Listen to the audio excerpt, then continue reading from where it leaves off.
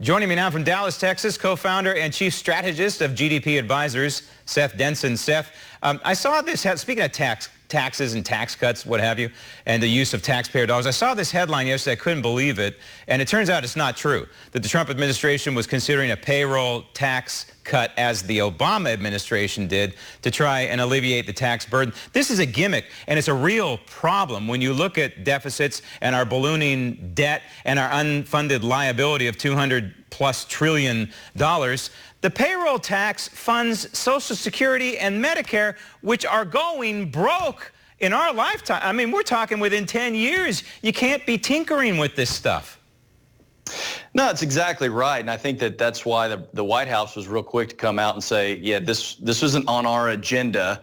Don't know where this story is coming from. Listen, the administration likely is looking at all possible avenues based on what the economy will do. And this is probably in the mix of the 400 other things that get brought up in the cabinet room when they're talking about different ways to stimulate the economy and do some unique things. That being said, to your point, Graham, this funding of Social Security and Medicare, which is already underfunded, is the last place that this White House will likely go to try to find funds. Right, and they're looking at the dynamics, and they're looking at what's going on in the steel industry and U.S. steel in particular. They're talking about layoffs. Now, these layoffs might be temporary, but we know what the Trump administration has tried to do to domestic steel production and has tried to goose their operations. But the one thing you can't control, that would be the United States government, can't control pure market forces.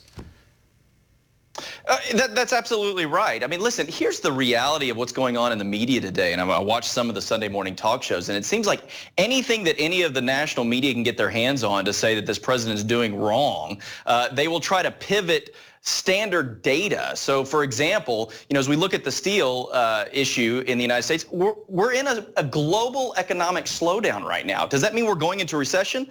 No. But does that mean that things are slowing? Yeah, they are a bit. And so as a result, steel slows. This has nothing to do with the trade war in China or even the policies of the president. This is a global economic situation.